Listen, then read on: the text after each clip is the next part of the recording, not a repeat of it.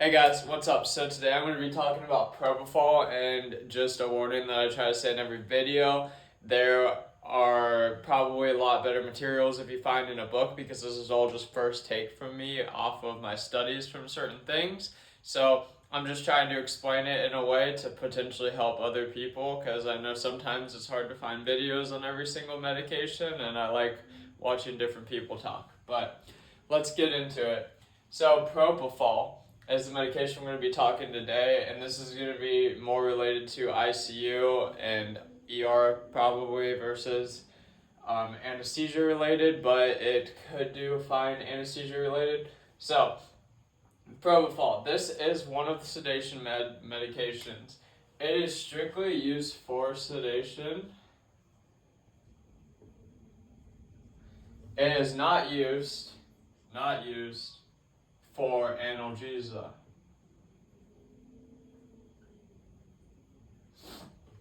So, you never want to just increase the propofol if you think that your patient is having pain. So, propofol works on the GABA A receptor.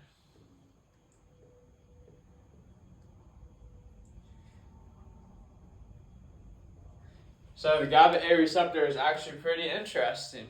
So, basically, something that is good to know is there is serotonin that goes in first, and then that will stimulate GABA. So whenever you're stimulating the GABA A receptor, you're actually getting past the serotonin, so that's going to inhibit it a little bit. Something interesting about inhibiting serotonin is that it actually can decrease nausea, which out of all of the analgesia medications, this is like the only one that decreases nausea and vomiting. About every single thing else has a lot of nauseous effects. So potentially you have to worry about that for sedation and stuff. If you're not giving propofol, that they might need Zofran or something because they could get nauseous symptoms. But something else interesting about when you stimulate the GABA is it will allow chloride channels to open. And if you guys remember chloride, that is a negative charge. So basically, that will decrease stimulation from the synapse. And what does that mean? That basically means that there is going to be less neuronal signals transmitting through your body. So that's when you're going to start seeing the sedation, the stop breathing, and decrease intracranial pressure, decrease seizure activity. You could use this a lot for seizure burst suppression, because when you are making the the voltage curve, it usually sits at like -70, and then once it's at 30, that's basically like a full go. So that would be like a complete stimulation. When you're opening the chloride channels, you're actually making it below 70. So say you're making it 80 or 90, whatever, but it's way harder to get up to 70, and then obviously even harder to get up to 30 to stimulate anything from happening. So the more propofol that you give, the more chloride channels that are opening, and then you are going to cause that. So something interesting too about the chloride channels is there is a situation with propofol called propofol infusion syndrome. I'm sure you've heard that. I'm going to put PIS, propofol infusion syndrome. Something that really happens with this would be rhabdolactic acidosis.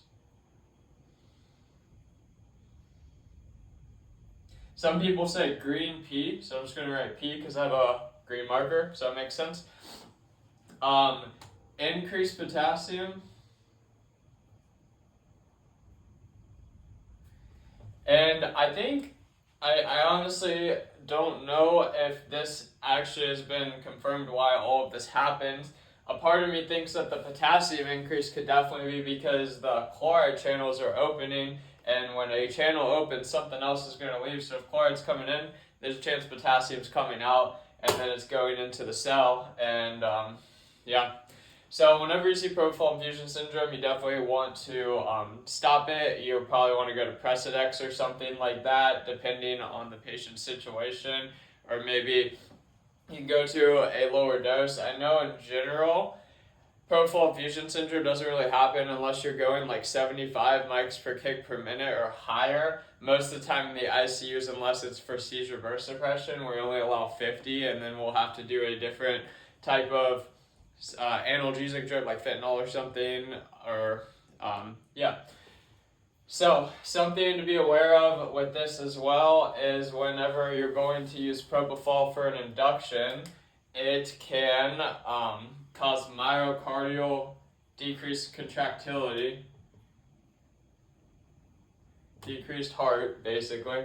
So you're really cognizant if you're going to do a rapid sequence intubation, you're giving propofol only, you might want to have levofed or some type of vasopressor on board. If you think that the patient is really high risk of cardiovascular collapse, if you give that propofol, you can use etomidate.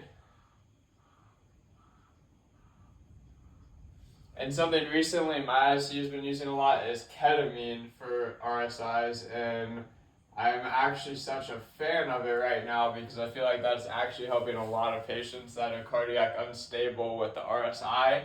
Obviously, there's probably a lot of research that needs to be done with that medication long term and stuff, because I know a lot of people don't use it too often because there's a lot of risk and stuff, but for RSIs in my situation, it seems like it's been doing really well. So something else to mention about propofol is it is lipophilic. It is actually made out of fat emulsion, which is why you have to change the IV tubing every 12 hours. And that is why you have to change every 12 hours, because there's a chance that there's bacteria that grows on it, and you don't want the patient to get septic from bacteria going into their IV. Something interesting is it's made out of egg yolks and soybeans, but you don't really have to worry about egg allergies with patients because the allergy usually happens from the egg white protein and not the yolk, because this is a fat emulsion. Something that is interesting though is if they have a soybean allergy, it's probably okay, but more often than not, the soybean is what would cause the propofol allergic reaction over the egg. So something you can ask the patient is soybean allergy. If you're going to do RSI, maybe you go to etomidate, maybe you go to ketamine, just in case, to be safe, because it's not like propofol is the end-all be-all and you have to use that specifically. I would say that that's about all I can potentially think of with this medication. I am probably missing something, but if you guys think I'm missing something and want to add it to the comments, that would be great, and let me know if there's another medication you want to see in the future, and I will try to make it work. So thanks for watching, guys.